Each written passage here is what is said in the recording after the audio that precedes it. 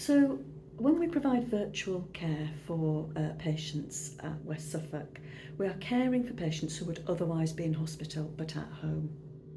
So patients are often remotely monitored, so they might wear some form of wearable device that transmits their vital observations to our hub.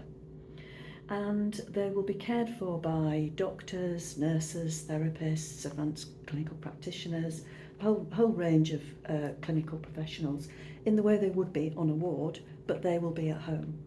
And they can message the team at any time. They can phone the team. They're provided with a tablet that enables all of this, so they can message, they can phone, or they can do video calls. So in the way that a traditional ward round works, when you're on a ward and a doctor might come to the end of the bed and speak to you and consult with you, on the virtual ward that's done on a video call. And we have nurses who visit you, so if you're on the virtual ward, you might be visited at home by a nurse who'll provide care for you in your own home. So we've been working with Healthwatch Suffolk, done a great piece of research, engaging with over 40 family carers. And now we've got a good understanding of what the benefits of virtual care are, and the advantages, and the things that they love, and what are the things that are challenging for them.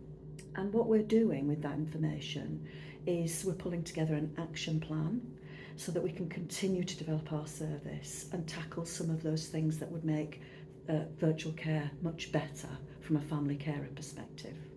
One of the areas which has been highlighted through the Healthwatch Suffolk research, in which we could do things a little bit better, is when we admit patients to the virtual ward. So some family carers told us that they didn't know what the virtual ward was until we were talking to their loved one and themselves about admitting the patient to the virtual ward.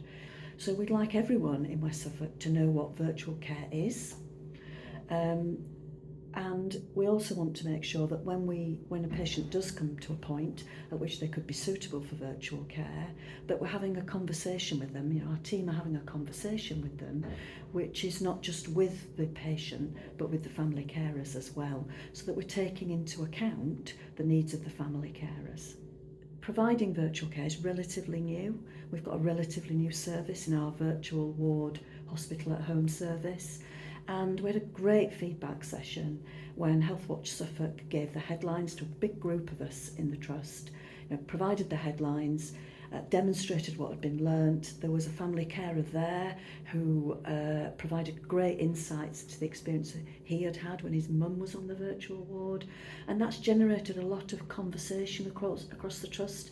I've heard it mentioned a lot in meetings, and people just thinking anew about how we can care for patients at home when they would otherwise be in hospital.